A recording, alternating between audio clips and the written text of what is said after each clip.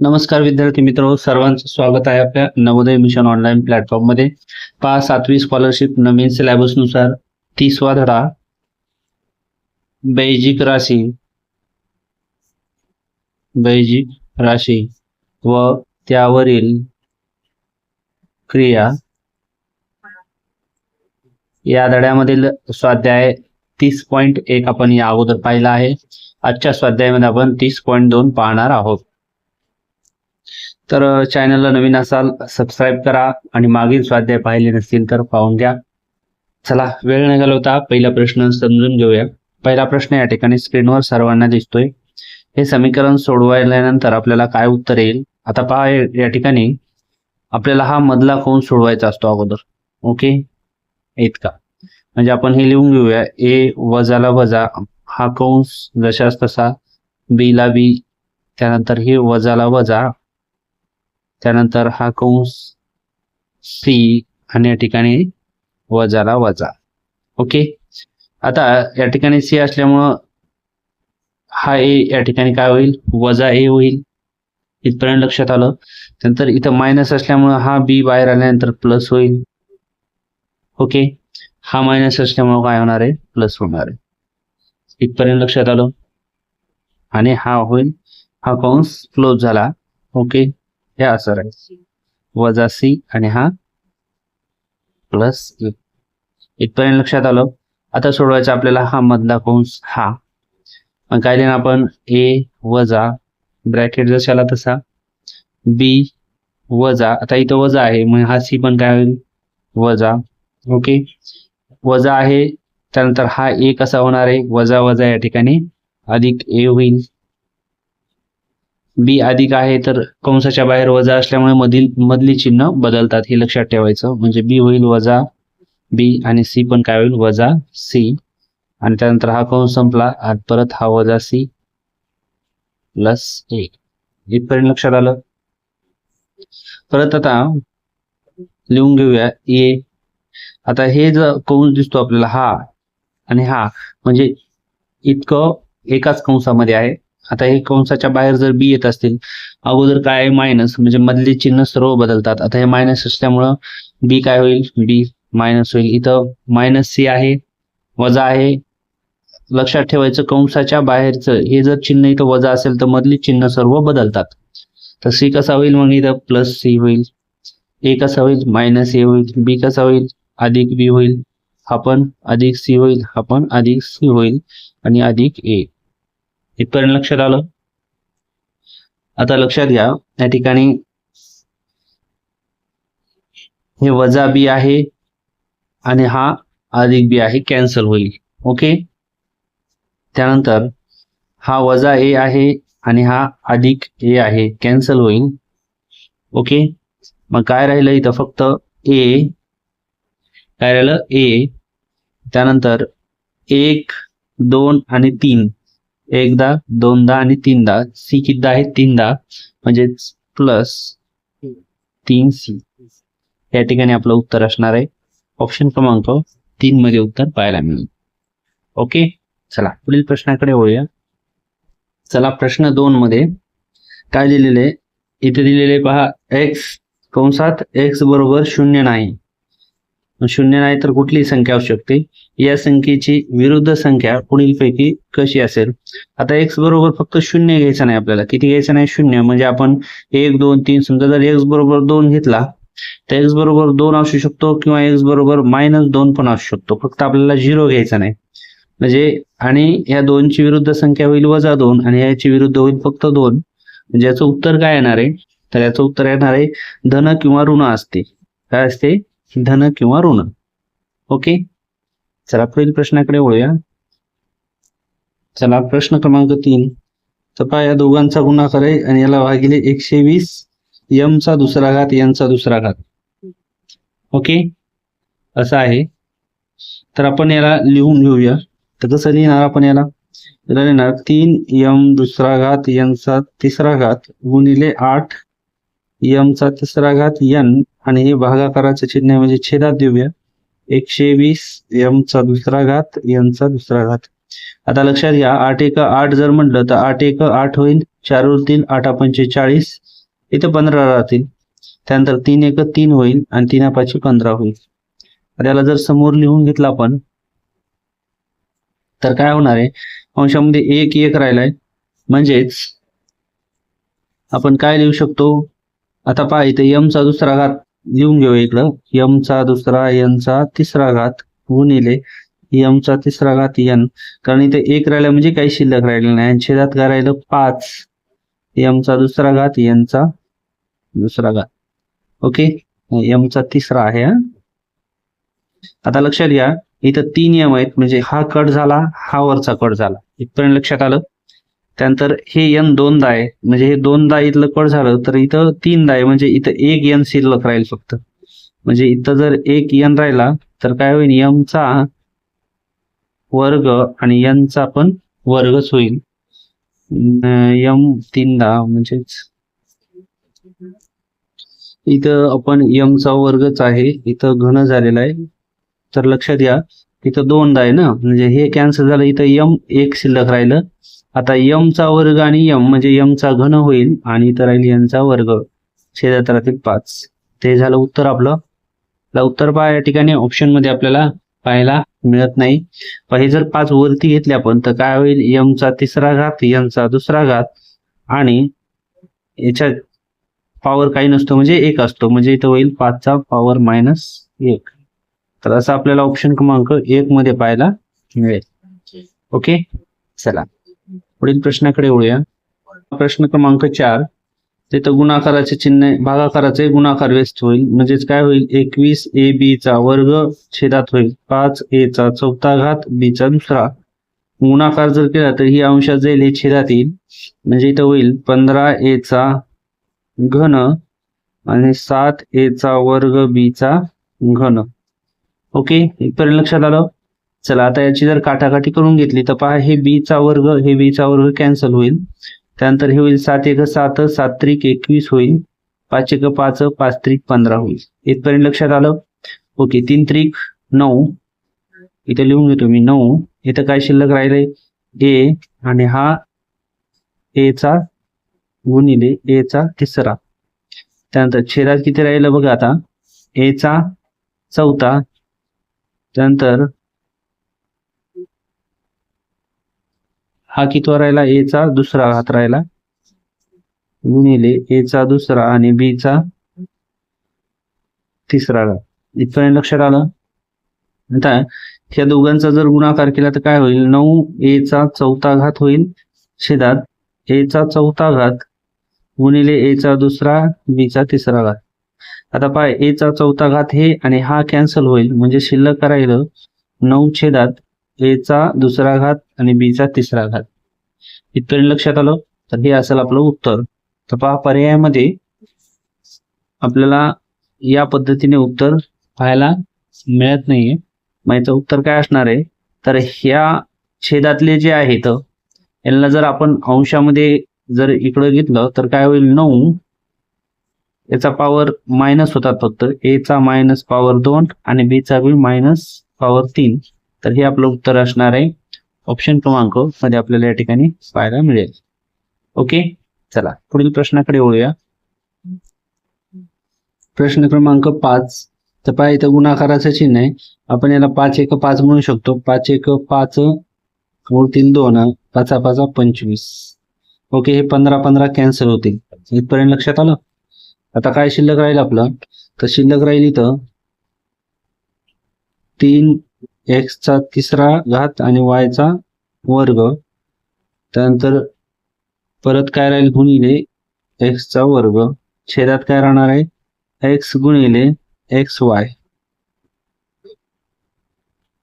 Okay, आता हा जो y आहे हा y चा या ठिकाणी तिसरा घात आहे, तर लिहायचा राहील आपला, तर हे तिसरा घात होईल. ओके, चला पुढे जाऊया.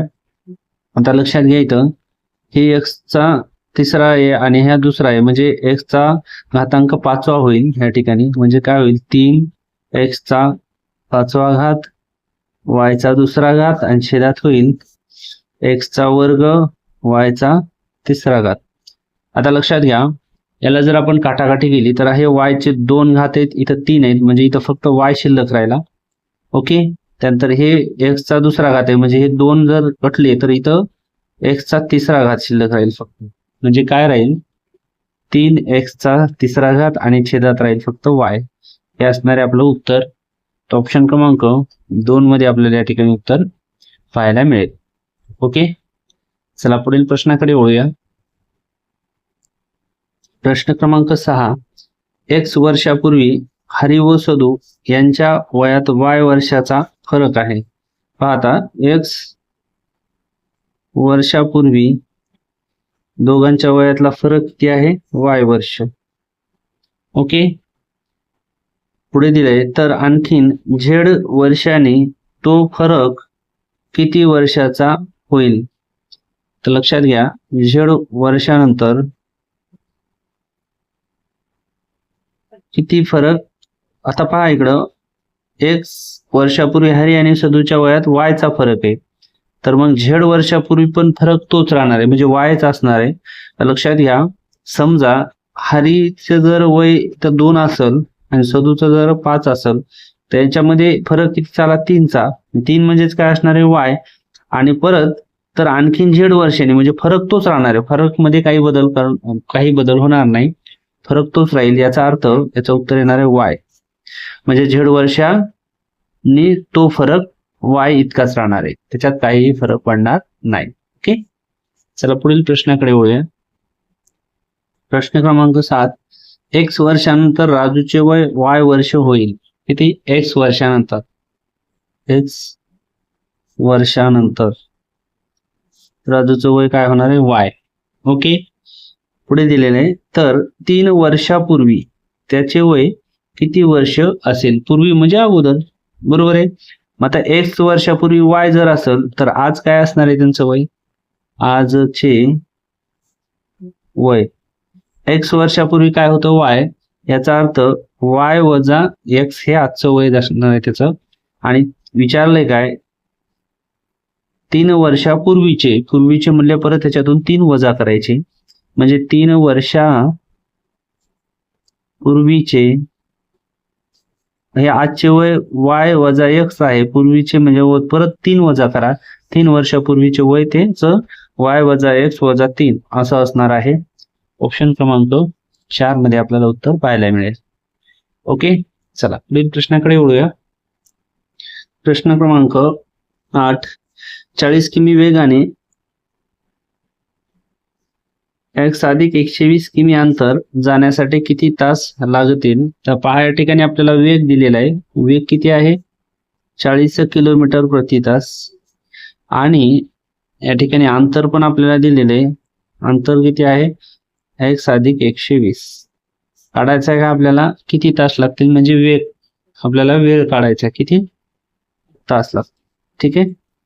आता वेग माहिती आहे, अंतर माहिती आहे, वेळ काढायचा म्हणजे वेळ बरोबर सूत्र काय असेल, अंतर भागिले वेग. अंतर किती आहे, x अधिक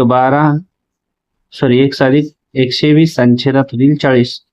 आता त्याला जर आपण सोडून घेतलं तर हे x च्या छेदात पण 40 आहेत आणि 120 च्या छेदातही 40 आहेत, म्हणजे x छेद 40 अधिक 120 छेद 40, 0 0 कट होईल, 4 1 4 4 1 त्रिकोण 12. म्हणजेच आपलं उत्तर असणार आहे x छेद 40 अधिक 3. हे आपलं उत्तर असणार आहे. ऑप्शन क्रमांक 4 मध्ये आपल्याला उत्तर पाहायला मिळते. ओके. फक्त हे सूत्रामध्ये किमती ठेवायच्यात. चला पुढील प्रश्नाकडे वळूया. प्रश्न क्रमांक 9. तर पहा 3 कंसात a अधिक 5b मधून 5b a ची दुप्पट वजा केली तर बाकी किती उरल.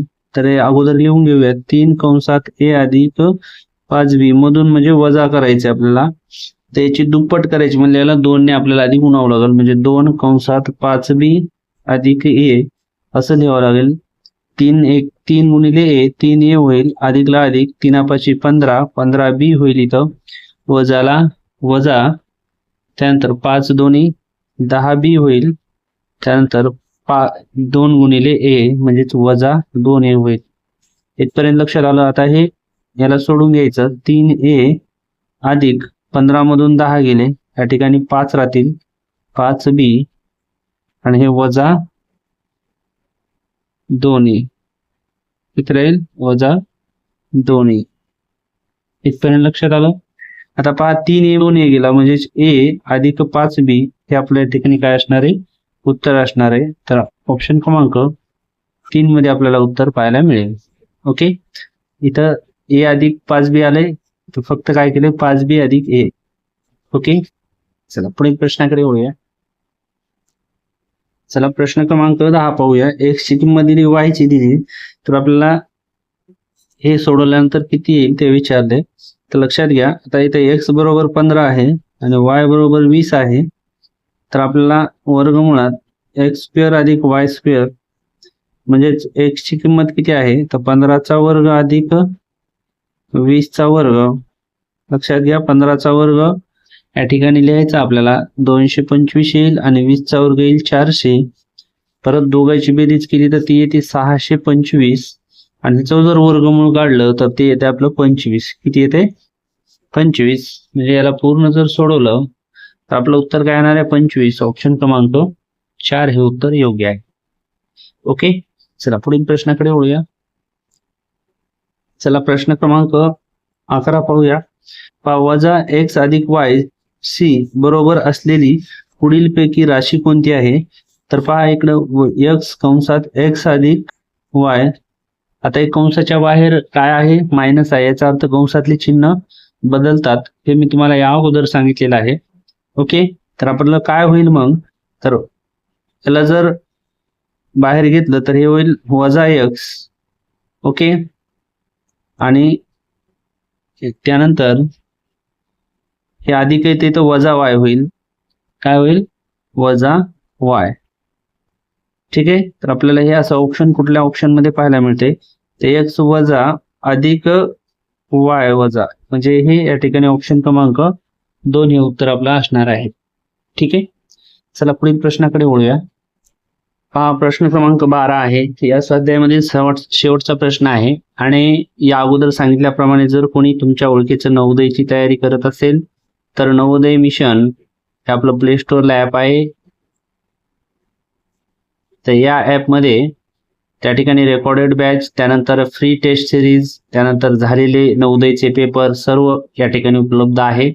आणि जर अजून चॅनलला सबस्क्राईब केलं नसेल तर सबस्क्राईब करा, कारण NMS ची जर तुम्ही तयारी करत असाल तर पूर्ण सिलेबस तुम्हाला या चॅनलवर उपलब्ध होणार आहे. आणि टेस्ट सिरीज जर तुम्हाला हवी असेल तर ती नवोदय मिशन या प्ले स्टोअर मध्ये ॲप आहे, हे डाउनलोड करून घ्या. यावर तुम्हाला याची टेस्ट सिरीज देखील उपलब्ध होईल. ओके, वेळ न घालवता आता शेवटचा प्रश्न पाहूया. आता एका वॉशिंग मशीनची किंमत दिलेली आपल्याला. तर अशा वॉशिंग मशीनची किंमत किती रुपये होईल. तर आता एका वॉशिंग मशीनची किंमत दिली आपल्याला आणि आपल्याला वॉशिंग मशीनची किती आहेत हे पण दिले, फक्त आपल्याला त्यांची किंमत किती होईल काढायचंय.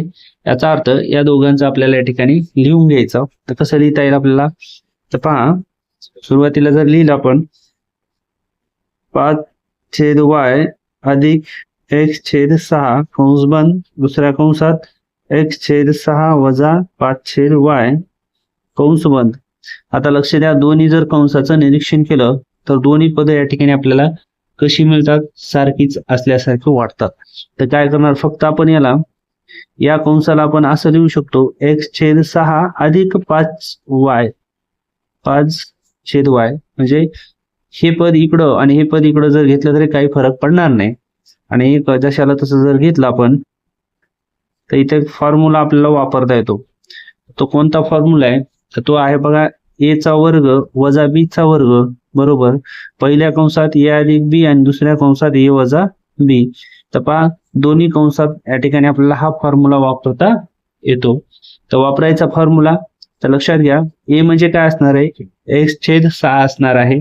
मग आपण इथं लिहूया x/6 याचा काय वर्ग वजा b म्हणजे 5/y याचा पण काय वर्ग. उत्तर लक्षात आलं. आता x चा वर्ग काय होईल, x वर्ग होईल आणि 6 चा वर्ग होईल 36 वजाचं चिन्ह देऊया. 5चा वर्ग होईल 25, वायचा वर्ग होईल वाय स्क्वेअर, आणि हे असणार आपलं उत्तर फायनल. ओके, तसं आपल्याला उत्तर ऑप्शन क्रमांक 2 मध्ये पाहायला मिळते. ऑप्शन क्रमांक 2 मध्ये पाहायला मिळते. ओके, चला, व्हिडिओ आवडला असेल सर्वांनी लाईक करायचा, इतरांनाही शेअर करायचा. लवकरच भेटूया पुढील व्हिडिओमध्ये. तोपर्यंत सर्वांना धन्यवाद.